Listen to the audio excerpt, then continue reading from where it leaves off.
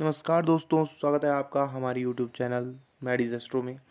आज हम बताएंगे आपको कि धन योग होता क्या है, किस प्रकार से आपकी कुंडली में धन योग बनता है, किस प्रकार से आप इसको प्रिडिक्ट कर सकते हो किसी की कुंडली में कि आपके धन योग बन रहा है या नहीं बन रहा है।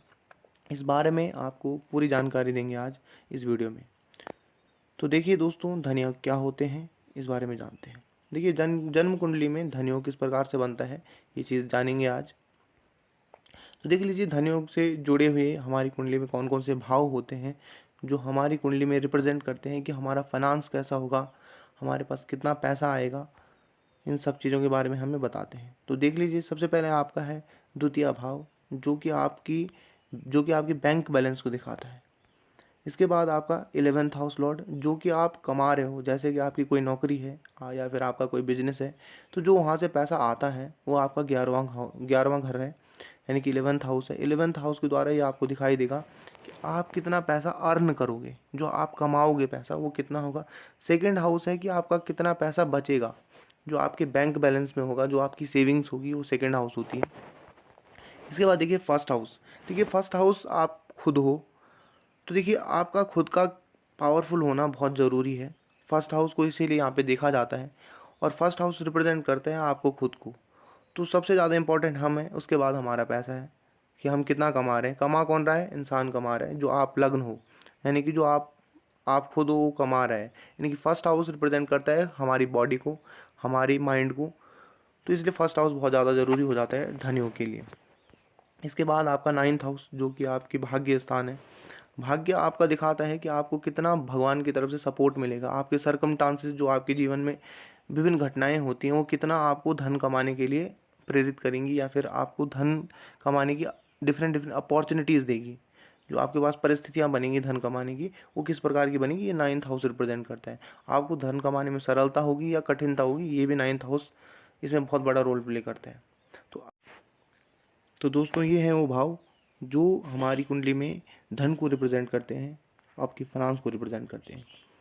अब देखते हैं कुंडली में ये कौन कौन से भाव हैं जो मैंने आपको अभी बताए। थोड़ा बेसिक अगर किसी का कंप्लीट नहीं है तो मैं वो बता दे रहा हूँ।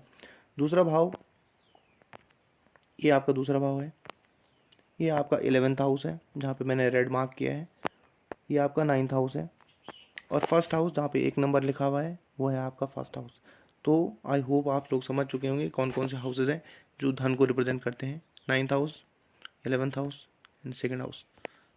देख लीजिए, दोबारा एक बार बता रहा हूँ। Second house, 11th house and 9th house and first house, पहला घर, जो कि आपका लग्न, जिसको हम लग्न कहते हैं या असेंडेंट कहते हैं, वो आपका पहला घर है। और ये 4 घर हमारी कुंडली में किस प्रकार से अच्छे अच्छे धन योग बनाते हैं वो हम सब देखेंगे। अब देख लीजिए, ये काल पुरुष की कुंडली है, और काल पुरुष की कुंडली में जो पहला घर होता है वहाँ पे मेष राशि आती है, यानी कि 1 नंबर की राशि मेष राशि आएगी। दूसरे नंबर की जो राशि होगी वो वृषभ राशि होगी, जिसका स्वामी शुक्र होगा। और 11th हाउस में आएगी, 11वें घर में आएगी शनि की राशि कुंभ राशि, जिसका स्वामी शनि होगा। और 9वें घर में आएगी 9th हाउस में जुपिटर, यानी कि बृहस्पति की राशि धनु राशि यहाँ पे आती है। अगर आपकी कुंडली किसी और लग्न की है, या फिर आपकी किसी भी लग्न की हो सकती है, आपकी 11 और लग्न है, ये तो मेष लग्न की मैंने कुंडली बना दी, आपकी 11 और लग्न बन सकते हैं। वृषभ लग्न की बन सकती है, मिथुन लग्न की बन सकती है, या फिर मीन लग्न की बन सकती है, किसी भी लग्न की बन सकती है। तो आप उस हिसाब से अपने लॉर्ड निकाल लीजिए कि आपके पहले घर का स्वामी कौन है, दूसरे घर का स्वामी कौन है, 11वें घर का स्वामी कौन है, और 9वें घर का स्वामी कौन है।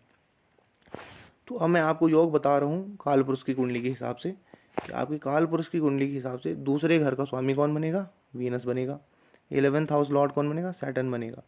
ये किस प्रकार से आपकी ये 4 भाव, जो मैंने आपको 4 भाव बताए, ये किस प्रकार से आपकी कुंडली में धन योग बनाने का कार्य करते हैं। देख लीजिए, पहला केस है और बहुत ही इंपॉर्टेंट केस है। ये सबसे ज़्यादा बड़ा जो धन योग है ये इसी धन योग के अंदर आता है, कि आपके कुंडली में किस प्रकार से जो सबसे बड़ा धन योग है, अभी तक के जो बिलियनियर्स हैं उनकी कुंडली में आपको यही धन योग देखने को मिलेगा। Exchange between second house Lord and 11th house Lord, परिवर्तन राजयोग, या इसको धनयोगी, बेसिकली हम धनयोगी बोलेंगे। राजयोग और धनयोग में मैं आपको बाद में डिफरेंस दिखाऊंगा कि क्या क्या डिफरेंस होते हैं धनयोग और राजयोग में। देख लीजिए, पहला घर का स्वामी मैंने मार्स बताया आपको, यानी कि मंगल देवता, दूसरे घर का वीनस बताया, और 11th हाउस को बताया सैटर्न। तो मैंने क्या बताया इस रूल के अंदर कि सेकंड हाउस लॉर्ड यानी कि वीनस और 11th हाउस लॉर्ड यानी कि शनि अगर एक दूसरे के परिवर्तन कर ले, यानी कि 11th हाउस लॉर्ड कहाँ चला गया, दूसरे घर में चला गया, सेकंड हाउस में चला गया, और सेकंड हाउस लॉर्ड कहाँ चला गया आपका 11th हाउस लॉर्ड में 11th हाउस में चला गया, यानी कि 11th house Lord in second house and second house Lord in 11th house, तो दोनों के बीच में क्या हो गया, एक्सचेंज हो गया। तो दोस्तों ये था एक्सचेंज योग, और ये जो एक्सचेंज योग जो बना ये बहुत ही पावरफुल धन योग है। इस धन योग अगर ये किसी की कुंडली में इस प्रकार का धन योग मिलता है तो आप उसे बिल्कुल आराम से कह सकते हो कि आप अपनी लाइफ में बहुत सारा पैसा कमाने वाले हो, और आपका जो बैंक बैलेंस होगा वो भी बहुत ज़्यादा रहने वाला है। इसमें जो ये दो ग्रह हैं, अब ये आपकी कुंडली में अलग अलग हो सकते हैं, जैसे मिथुन लग्न की कुंडली में ये मंगल और चंद्रमा हो जाएंगे, उसी तरह वृषभ लग्न की कुंडली में ये बुध और शनि हो जाएंगे, बुध और बृहस्पति हो जाएंगे। तो इस वजह ये इस तरह क्या हो जाएगा कि अलग अलग कुंडली में अलग अलग ग्रहों की योग देखने पड़ेंगे आपको। तो उन ग्रहों से रिलेटेड काम करने से भी क्या होता है, फायदा होता है। जैसे इस जातक को अगर आपको कहना होगा कि मेष लग्न वाले मेष लग्न की कुंडली है और सैटर्न जो है वो सेकंड हाउस में और वीनस जो है 11th हाउस में है, तो आप या तो इससे वीनस वाला काम करने को बोलिए तो वीनस से भी इसको बहुत बेनिफिट हो सकते हैं, और सैटर्न वाले काम करने के लिए बोलेंगे तो सैटर्न से भी इसको बहुत ज़्यादा बेनिफिट हो जाएंगे। तो अगर इन दो ग्रहों से रिलेटेड इनका वर्क होता है तो ये और भी ज़्यादा पावरफुल योग बन जाता है। इसके बाद हम अगला योग देखेंगे, दूसरा योग देख लीजिए, conjunction between second house Lord and 11th house Lord. द्वितीय भाव का स्वामी और 11वें भाव का स्वामी अगर युद्ध हो जाए, एक साथ बैठ जाए, तो ये प्लेसमेंट भी बहुत बड़ा धन योग बनाती है। और ये वाला जो धन योग है ये काफ़ी ज़्यादा कुंडलियों में देखने को भी मिलता है। तो देखिए किस तरह से बनेगा ये योग, देख लीजिए। सेकंड हाउस लॉर्ड कौन है आपका, वीनस है। 11th हाउस लॉर्ड कौन है, सैटर्न है, यानी कि शनिदेव। शनिदेव और शुक्रदेव, वीनस और सैटर्न जब एक साथ बैठेंगे, किसी भी घर में एक साथ बैठेंगे, तो भी ये एक बहुत बड़ा धनयोग क्रिएट करता है। लेकिन यहाँ पे आपको ध्यान क्या देना है इस वाले केस में कि इन दोनों के बीच में एक डिग्री डिफरेंस जो होता है, डिग्रीज होती हैं सभी ग्रहों की, वो डिग्री डिफरेंस 5 या 10 डिग्री का हो तो बहुत अच्छा रिजल्ट मिलता है। 5 डिग्री से कम का हो तो बहुत ही ज़्यादा रिजल्ट मिलेंगे। जैसे जैसे डिग्री डिफरेंस बढ़ता जाएगा वैसे वैसे योग थोड़ा कम पावरफुल होता है। लेकिन अगर ये दोनों किसी घर में हैं, एक ही घर में हैं, तो धन योग ये तब भी बनाएगा। अगर इनके बीच में ज़्यादा डिग्री डिफरेंस है तो थोड़ा हो सकता है कि धन योग कम हो, यानी कि धन कम आए, लेकिन ये धन योग तब भी रहेगा। इसका मतलब ये नहीं होगा कि धन योग नहीं है। ये दोनों एक दूसरे पे जितना ज़्यादा प्रभाव डालेंगे, जितना ज़्यादा नज़दीक बैठे होंगे एक दूसरे के, उतना ज़्यादा ये धनयोग पावरफुल होता जाएगा। देखिए मैंने यहाँ पे फर्स्ट हाउस में इन दोनों को बिठाया है, आप इनको किसी भी हाउस में बिठा सकते हो, जैसे कि 4th हाउस में बिठा दिया, 7th हाउस में बिठा दिया, या 10th हाउस में बिठा दिया, या फिर अगर ये 11वें घर में ही बैठ गए और दूसरे घर में बैठ गए तो ये भी बहुत बहुत ज़्यादा पावरफुल योग है। लेकिन इन दोनों में से ज़्यादा सबसे ज़्यादा पावरफुल जो योग है वो पहले घर वाला है। ये वाला घर क्यों पावरफुल है इसको समझते हैं कि ये वाला ज़्यादा क्यों पावरफुल हो गया, जबकि धन वाले जो भाव है ये दोनों हैं, लेकिन पावरफुल ये वाला क्यों हो गया। देखिए इस घर में क्या हो रहा है कि सेकेंड हाउस का लॉर्ड फर्स्ट हाउस में आ रहा है, उसी तरह 11th हाउस लॉर्ड भी कहाँ जा रहा है, फर्स्ट हाउस में जा रहा है। और फर्स्ट हाउस यानी कि कौन, जो कुंडली वाला जातक है, जो जिसकी ये कुंडली होगी, उसका जो शरीर है, उसका जो माइंड है, उन वहाँ पे क्या आ गया, इसके पास ये दोनों चीज़ आ गई। यानी कि जातक के पास सेविंग्स भी आ गई, जातक के पास उसका अर्निंग सोर्स भी आ गया, और जातक भी उसमें क्या हो गया, इंक्लूड भी हो गया। यानी कि उसके ब्रेन में हर वक्त कहीं ना कहीं पैसे वाली बात आती रहेगी कि मुझे किस तरह से अर्न करना है, किस तरह से पैसे को सेव करना है, और अपनी लाइफ में क्या करना है, पैसे को अक्यूमुलेट करना है। तो ये वाला जो यहाँ पे योग बना ये ज़्यादा पावरफुल होगा अगर फर्स्ट हाउस में योग बनता है। इसके बाद अगर ये किसी और हाउस में बनता है तो इसकी इंटेंसिटी थोड़ी कम हो जाएगी, यानी कि उतना ज़्यादा पावरफुल नहीं रहेगा। 11th हाउस में बनता है और अगर सेकंड हाउस में बनता है तो फिर भी ये काफ़ी ज़्यादा पावरफुल योग है। अगर ये क्या बनता है, 10th हाउस में बनता है, सपोज ये आपका 10th हाउस में बन गया, तो इसमें आपका कर्म जुड़ जाएगा, जो भी काम करेगा आदमी उससे उसको धन प्राप्ति होगी। अगर ये 4th हाउस में जाएगा तो इसमें समाज से इसको प्राप्ति हो सकती है, समाज या फिर इसका नेटल प्लेस जो घर में होगा, जहाँ इसका घर होगा, जो उसका जन्म स्थान होगा, वहाँ से भी इसको धन की प्राप्ति हो सकती है।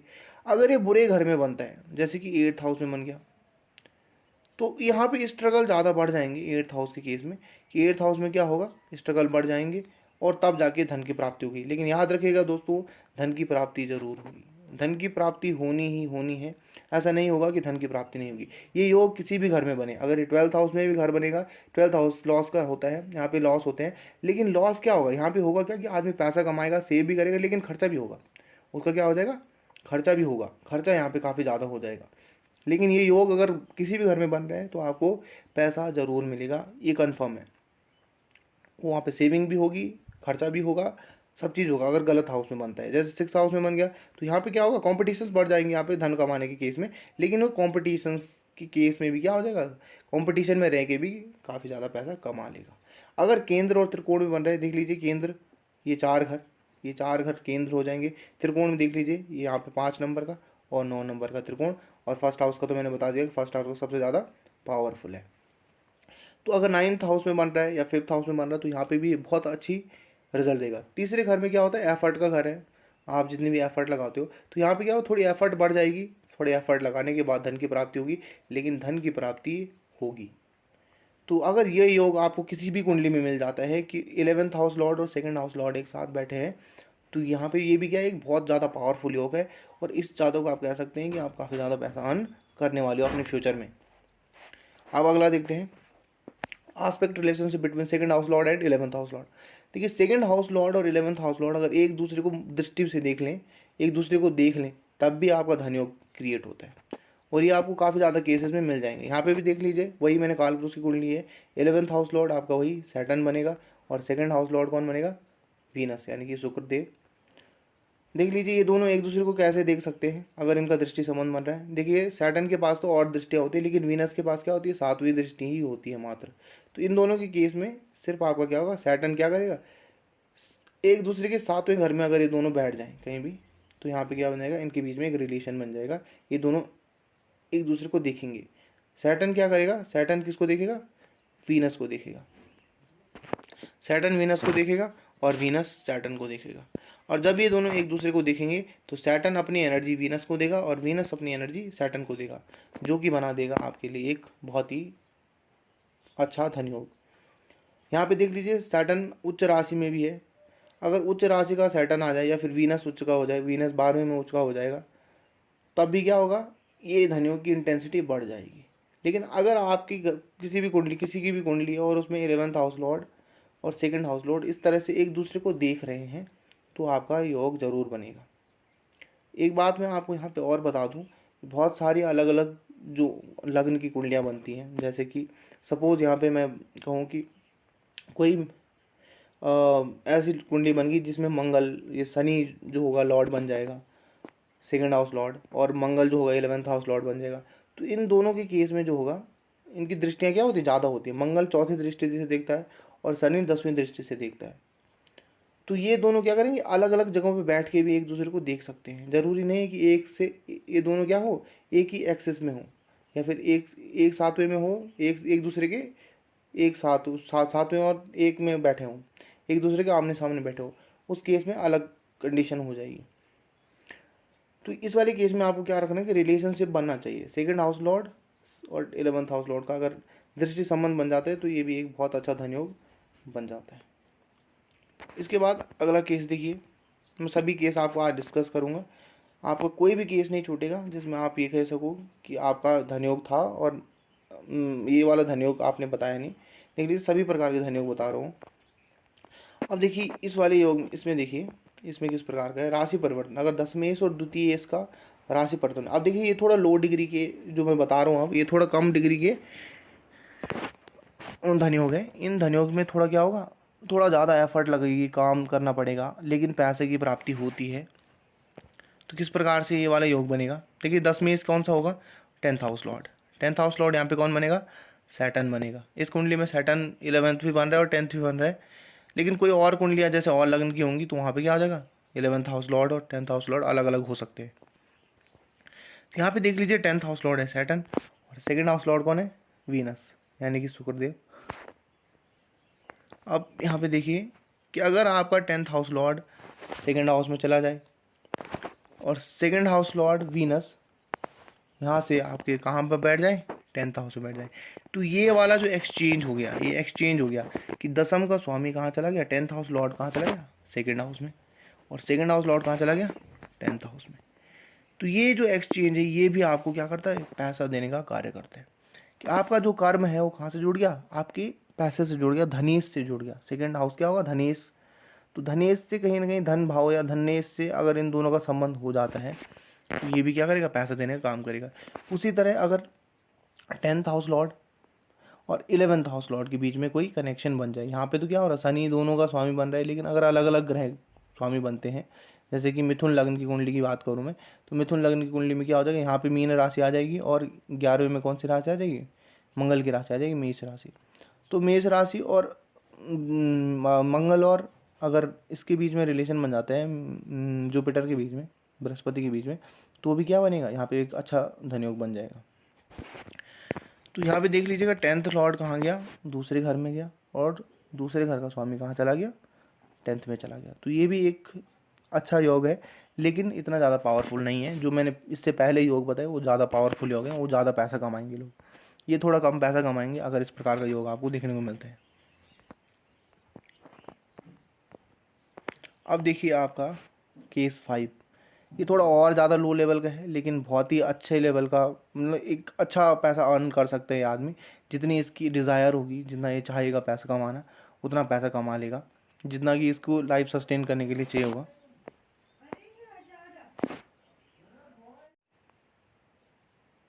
तो देखिए दोस्तों, अगर लग्न से धनेश का संबंध हो जाए, या फिर 11th हाउस लॉर्ड के साथ फर्स्ट हाउस लॉर्ड का संबंध हो जाए, या फिर फर्स्ट हाउस में वो लॉर्ड चला जाए, तो इस प्रकार का धनयोग बनता है। देखिए यहाँ पे वीनस यानी कि जो सेकंड हाउस लॉर्ड है, वो अगर फर्स्ट हाउस में आ जाए, second house Lord in first house, तो यहाँ पे भी क्या हो रहा है? ये जो एक स्मॉल सा धनयोग बन रहा है, ये क्या करेगा? यहाँ पे क्या करेगा? जातक जो होगा वो क्या करेगा? अपनी सेविंग्स के बारे में बहुत ज़्यादा सोचेगा, और पैसे के बारे में हमेशा क्या होगा? माइंड में उसके चलता रहेगा। तो इस प्रकार का अगर योग बनता है सेकंड हाउस लॉर्ड का, अगर फर्स्ट हाउस लॉर्ड के साथ बन जाता है या फर्स्ट हाउस में आ जाता है, तो ये भी क्या करेगा? पैसे देने का कार्य करता है। साथ में देख लीजिए, अगर कहीं second house Lord first house में ना आकर फर्स्ट हाउस लॉर्ड के साथ बैठ जाए, यानी कि 1 नंबर का लॉर्ड कौन होगा? मेष राशि का लॉर्ड कौन होता है? मार्स। तो अगर वीनस के साथ मंगल देवता बैठ जाएं, तब भी आपका ये योग बनता है। यानी कि आपकी क्या होगी? सेकंड हाउस की जो एनर्जी है, सेकंड हाउस की एनर्जी किसके साथ जुड़ रही है? फर्स्ट हाउस के साथ जुड़ रही है। तो सेकंड हाउस लॉर्ड और फर्स्ट हाउस लॉर्ड के साथ क्या हो जाएगा? कंजंक्शन हो जाएगा। तो यहाँ पे भी क्या करेगा? ये जातक जो होगा ये पैसे कमाने के लिए क्या करेगा? आतुर रहेगा, या फिर पैसे कमाने की कोशिश ज़रूर करेगा, और जो कोशिश करेगा उसको पैसा ज़रूर मिलेगा। इसके बाद अगर 11th हाउस लॉर्ड यानी कि सैटर्न के साथ मार्स बैठ जाता है, तब भी आदमी क्या करेगा? पैसे के बारे में सोचेगा, क्योंकि मार्स कौन है? First house Lord. सैटर्न कौन है? 11th house lord. 11th house lord conjunct with first house, तो ये भी क्या करेगा? पैसे देने का काम करेगा। या फिर 11th हाउस लॉर्ड जो सैटर्न है वो यहाँ पे चले जाए फर्स्ट हाउस में, तो भी क्या होगा? ये पैसे देने का कार्य करेगा। यहाँ पे सैटर्न भले नीच का हो जाएगा, लेकिन पैसे की सोच ये ज़रूर देगा। यहाँ पर जातक के माइंड में क्या होगा? पैसे के लिए या अर्निंग के लिए एक अलग लेवल का माइंड सेट होगा, और वो चाहेगा कि मेरी क्या हो? एक अच्छी अर्निंग हो, और होगी भी, क्योंकि सर्कमस्टांसेस जातक के पास इस प्रकार के आएंगे जो उसे पैसा कमाने के लिए क्या करेंगे? प्रेरित करेंगे। तो इस तरह से लग्न लॉर्ड के साथ भी अगर 11th हाउस लॉर्ड या सेकंड हाउस लॉर्ड कहीं से कनेक्शन बना लेता है, तो जातक को पैसा ज़रूर मिलता है। अब वो अगर सेकंड हाउस लॉर्ड है तो वो सेविंग देने का काम करेगा, थोड़ा सेविंग के लिए माइंड को ओरिएंट करेगा। आप खुद की कुंडलियों में इसको देखिएगा कि अगर आपकी कुंडली में इस प्रकार का कोई योग है कि second house Lord first house में आ रहा है, तो ज़रूर आपको क्या मिलेगा? एक मतलब उस आदमी की थिंकिंग ऐसी होगी कि मैं अपने लिए क्या करूँ? पैसा अकुमुलेट करूँ। वो बचपन से गुल्लक में पैसा डालता होगा, या फिर बैंक में पैसा जमा करके रखता होगा, या फिर एफडीज होंगी। इस टाइप का आदमी क्या करे? एफडी में या फिर कहीं ऐसे पैसा डिपॉजिट करते हैं जहाँ पे वो सेव रहे। अगर 11th हाउस लॉर्ड कहीं से फर्स्ट हाउस के साथ रिलेशन बना लेता है, जैसे यहाँ पे सैटर्न फर्स्ट हाउस में चला जाए, तो ऐसा आदमी अर्निंग के बारे में ज़्यादा सोचेगा कि मैं किस तरह से पैसा कमाऊँ, मेरे पास पैसा कैसे आए, मैं कैसे पैसे कमा सकता हूँ। तो ऐसा आदमी कमाने के बारे में सोचेगा। लेकिन जो second house Lord first house में आ रहा है, वो सेविंग के बारे में ज़्यादा सोचेगा। तो इस वजह से ये योग जो है ये कंप्लीट योग नहीं बन पाते हैं, इसीलिए इनको कंप्लीट धन योग नहीं बोलते। लेकिन फिर भी इस प्रकार, अगर इस प्रकार की प्लेसमेंट देखने को मिलती है तो वो पैसा ज़रूर कमा लेते हैं, क्योंकि सेविंग भी तभी होगी जब अर्न होगा। तो इसमें ज़्यादा जो अच्छा योग है वो अर्निंग वाला है। अगर 11th house Lord first house से रिलेशन बना ले तो ये क्या करेगा, अर्न करना स्टार्ट कर देगा। और अगर second house Lord first house से बना रहा है कनेक्शन, तो यहाँ पे क्या हो जाएगा, ये आदमी सेविंग के बारे में सोचना शुरू कर देगा। तो ये था आपका एक अच्छा योग। इसके बाद मैं आपको एक अलग योग दिखा रहा हूँ जो थोड़ा अलग प्रकार का योग है। 9th house Lord in first house. अगर भाग्येश, जो भाग्येश है यहाँ पे, भाग्येश कौन बनेगा यहाँ पे, जुपिटर यानी कि बृहस्पति देव। अगर बृहस्पति देव कहीं से कनेक्शन बना लेते हैं फर्स्ट हाउस या फिर सेकंड हाउस के साथ, तो क्या होगा, यहाँ पे पैसा, ये पैसा देने का काम करेगा। किस तरह से, देखिए भाग्येश कभी भी अगर 9th हाउस लॉर्ड, कोई भी 9th हाउस लॉर्ड आपकी कुंडली में कौन बन रहा है, आप देखिए 9th हाउस लॉर्ड कौन बन रहा है, अगर वो फर्स्ट हाउस से रिलेशन बना रहा है तो वो आपको भाग्यशाली बना देता है। यानी कि आपका जन्म ऐसे घर में होगा जहाँ पे पैसे की कोई कमी नहीं होगी, पहले से ही पैसा होगा।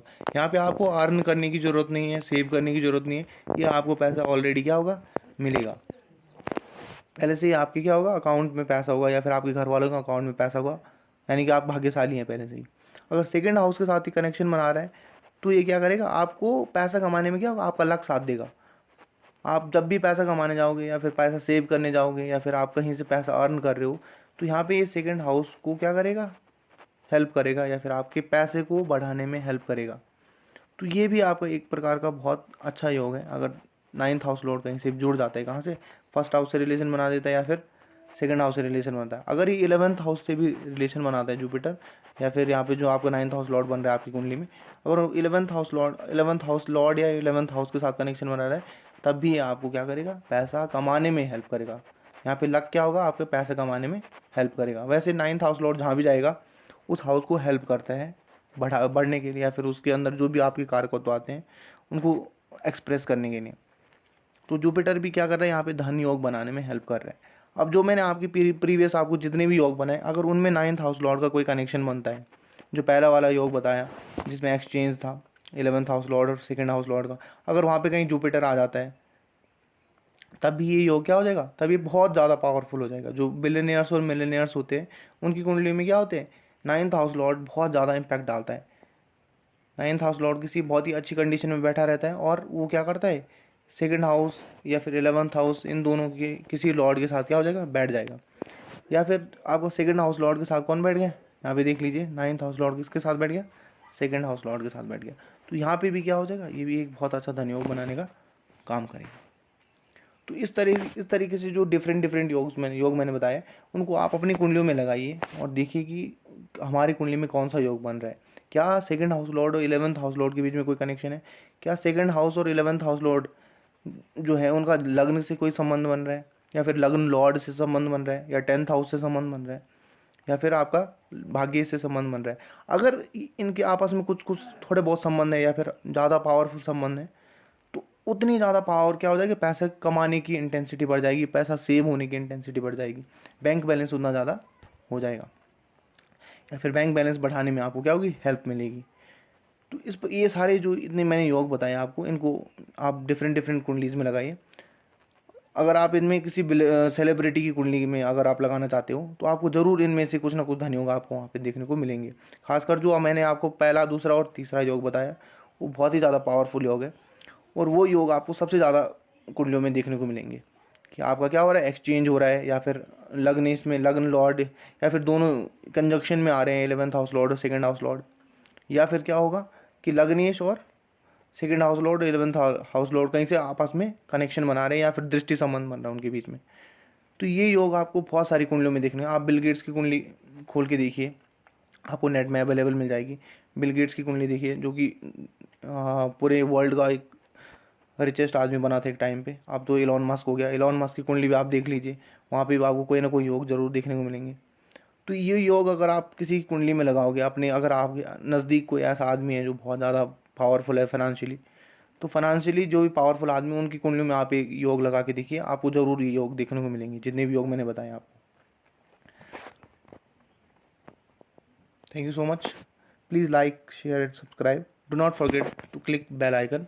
और हमारी जो भी आपको अगर कुछ ही वीडियो में कोई कमी लगती है या फिर आपको उसको सजेशन देना है तो आप प्लीज़ कमेंट कर सकते हैं। Thank you so much.